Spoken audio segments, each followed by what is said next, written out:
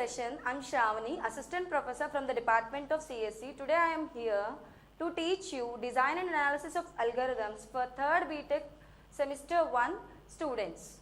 Now, before going to the lecture, today first of all let's know our course. Our course name is Design and Analysis of Algorithms. The course name itself, it is having 3 words. 3 words are design, analysis and algorithm. So design stands for we are finding something new. And coming to analysis means here whatever we found, so for that whether that is correct and whether that is efficient or not, we are going to check with the help of analysis part. And algorithm is a procedure to find out the new things. So now let us move on to our course Design Analysis of Algorithms. So course objectives. So after learning this course, so before going to learn this course, what you are going to learn as part of this course are meant by course objectives. The first course objective is to explain how to design the algorithms for the problems. So by this course you are going to learn how to design the new algorithms for any type of problem. Now the next objective is the performance measure. So here we are going with the help of analysis part, we are going to measure the performance basing on 2 parameters. One is the space complexity and the other one is the time complexity. And in detail we will learn these 2 concepts in our future classes. Now the third objective is, so here most probably the students of CSE, we have to develop some new algorithms. We have to develop some new algorithms for developing the solutions for any type of problem. So here the main motto of this subject is to improve the perspective of the students to design the new algorithms for any type of problem.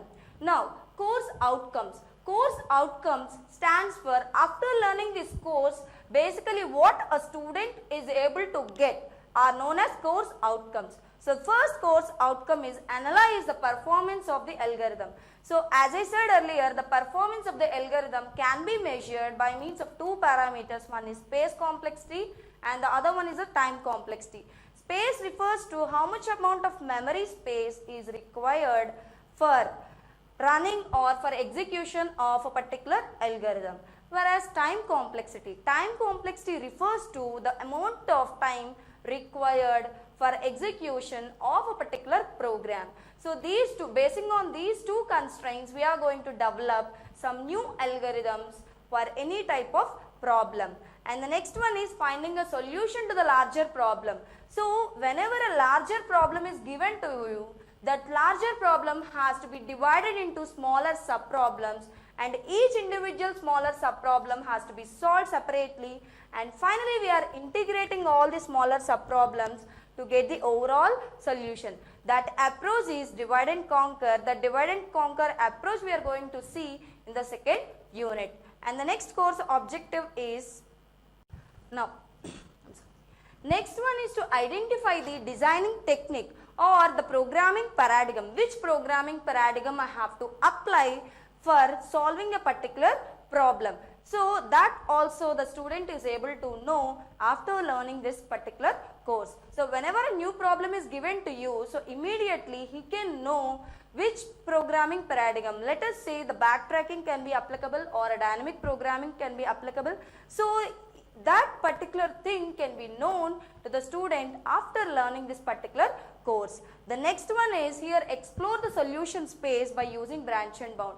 So the solution space can be explored with the help of solution state space tree with the help of branch and bound technique. That branch and bound technique we will learn in detail in the last unit of our course.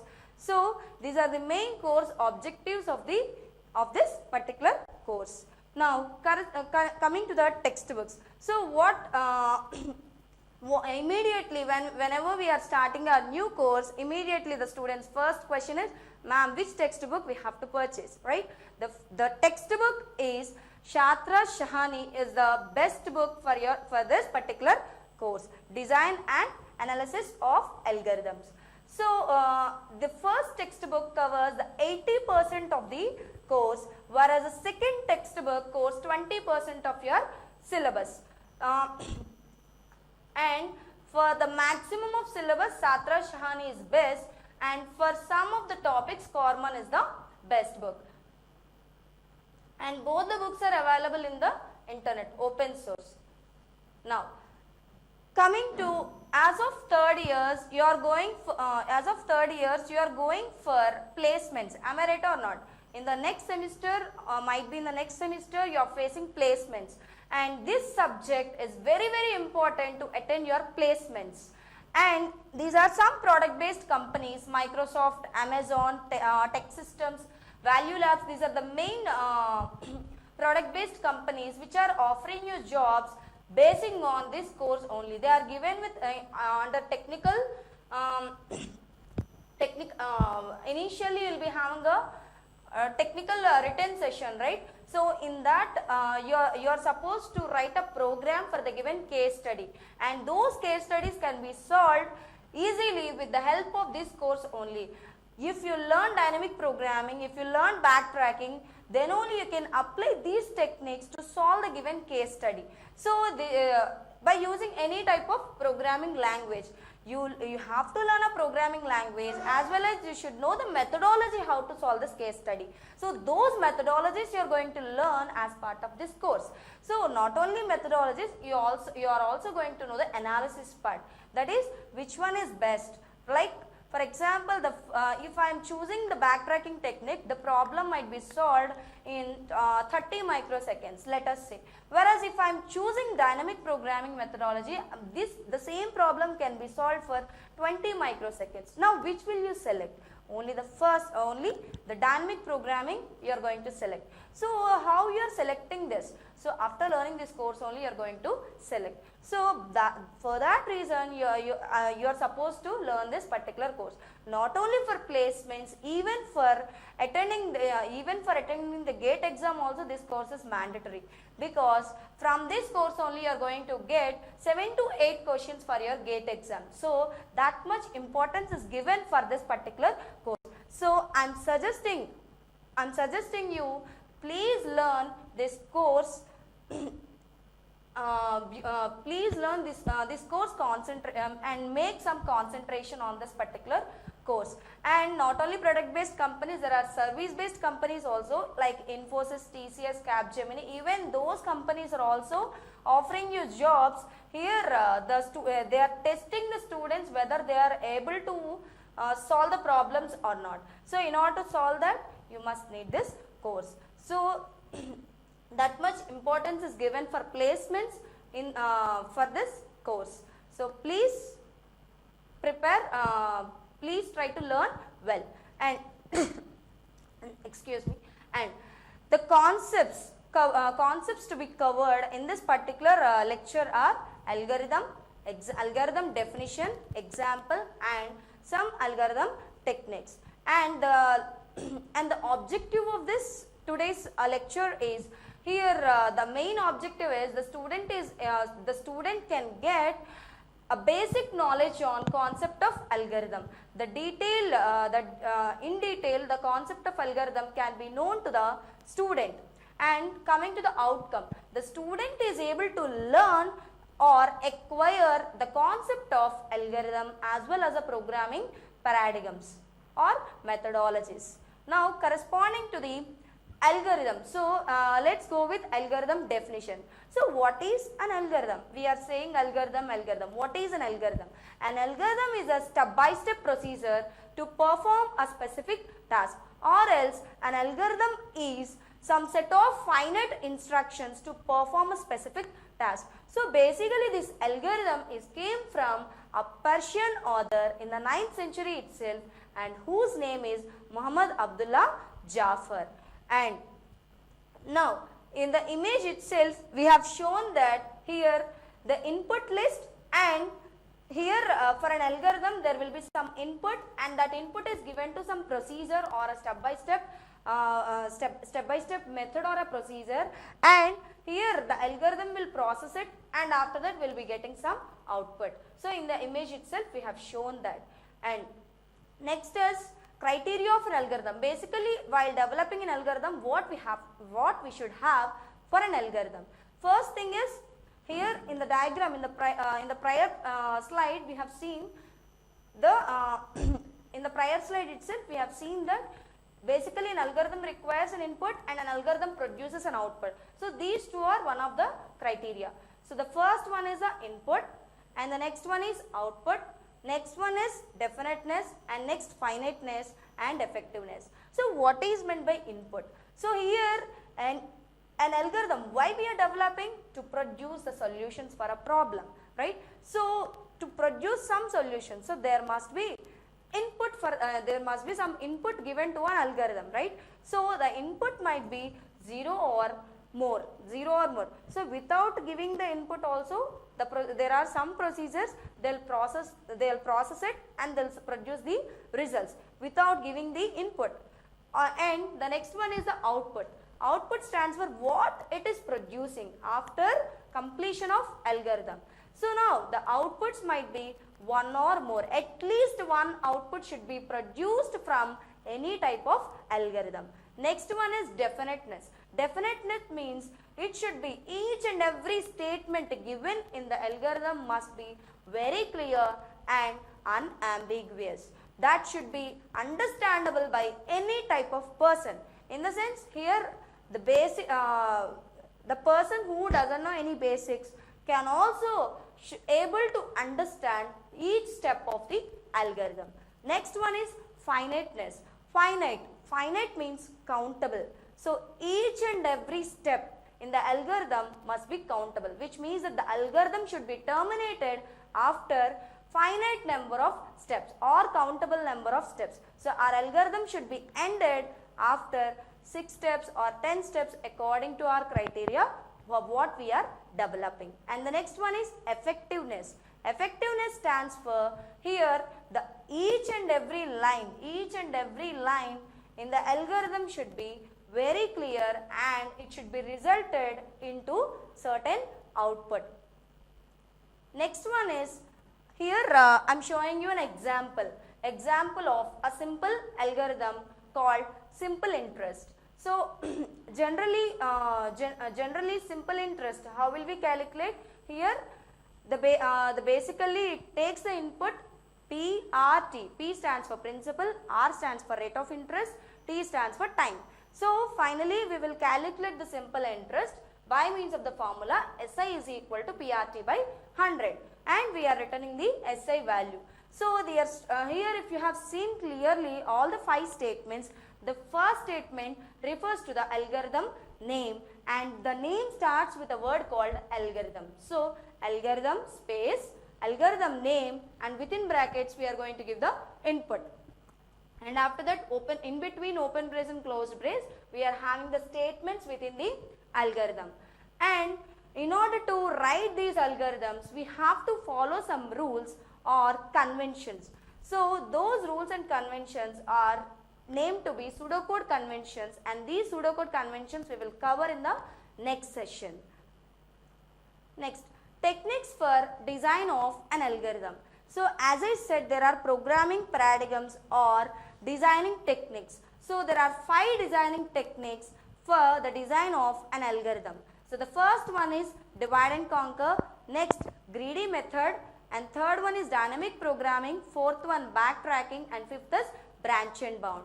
So now let's see what is divide and conquer, and in detail we will see divide and conquer in the second unit of our course. So now what is divide and conquer? Divide is nothing but division, whereas conquer is nothing but combine. So whenever a large problem is given to you, very big problem, so that big problem cannot be solved by a single person, as I know, right? So that large problem has to be split into some smaller sub problems and each sub problem will be solved independently.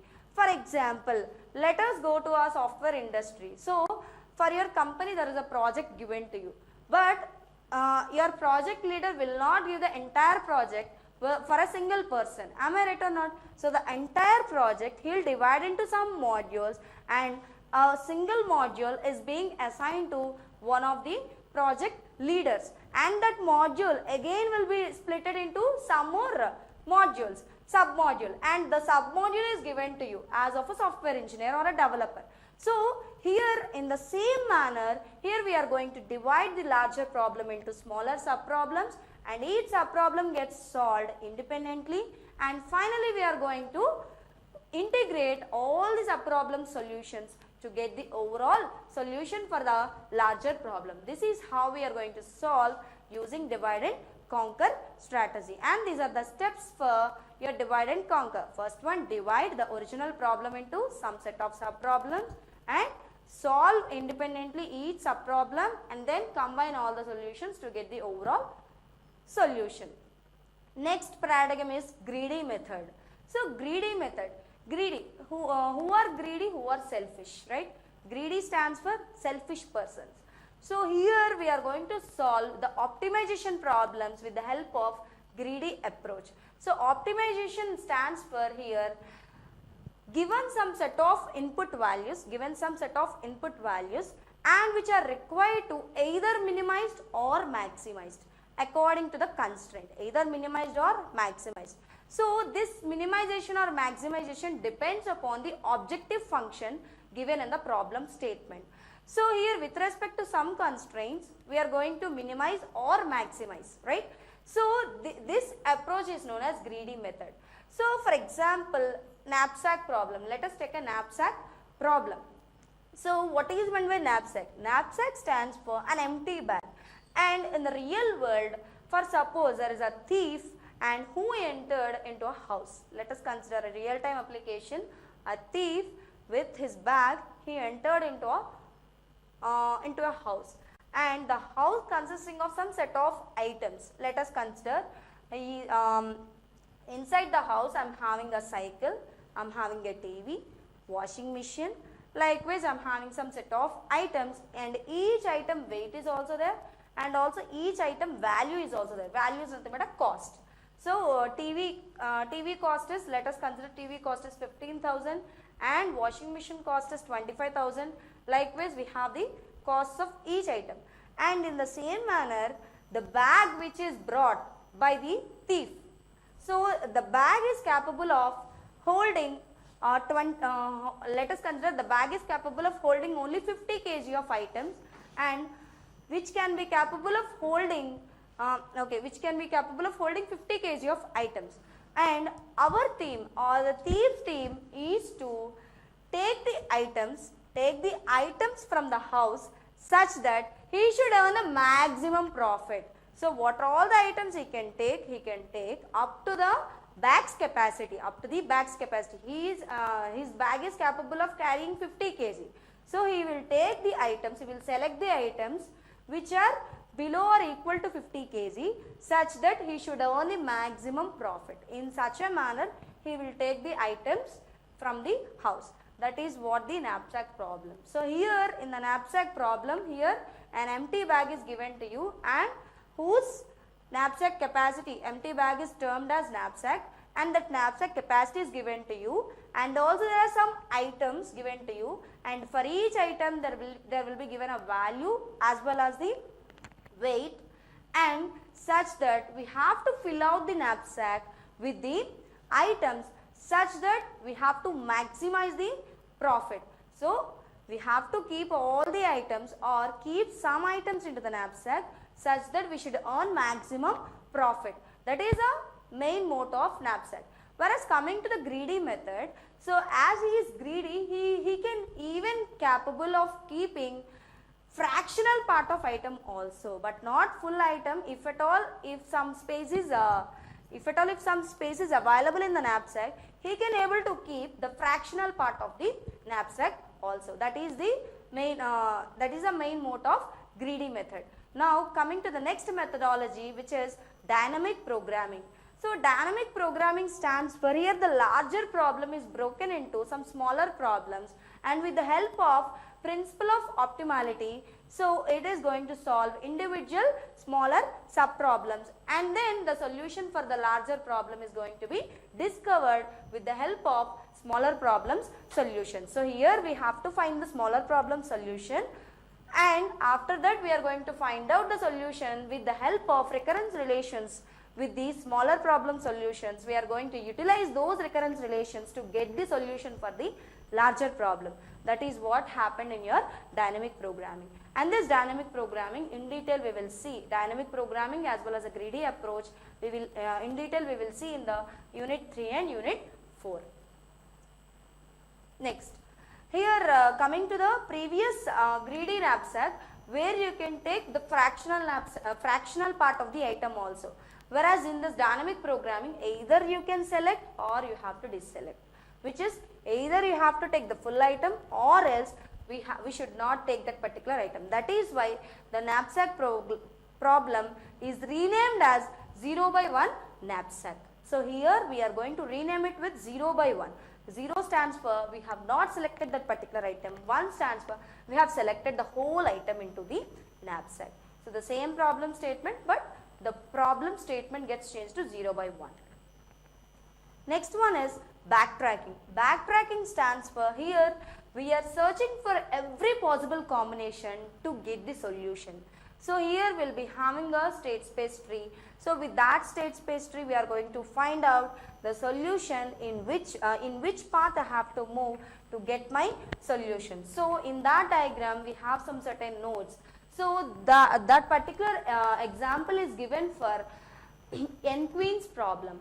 N queens stands for we have to place queen. Okay, we have to place n queens in an n by n chessboard such that no two queens should attack each other. No two queens should attack each other. In such a manner, I have to place all the queens in my chessboard. And the example shows for 4 by 4 chessboard.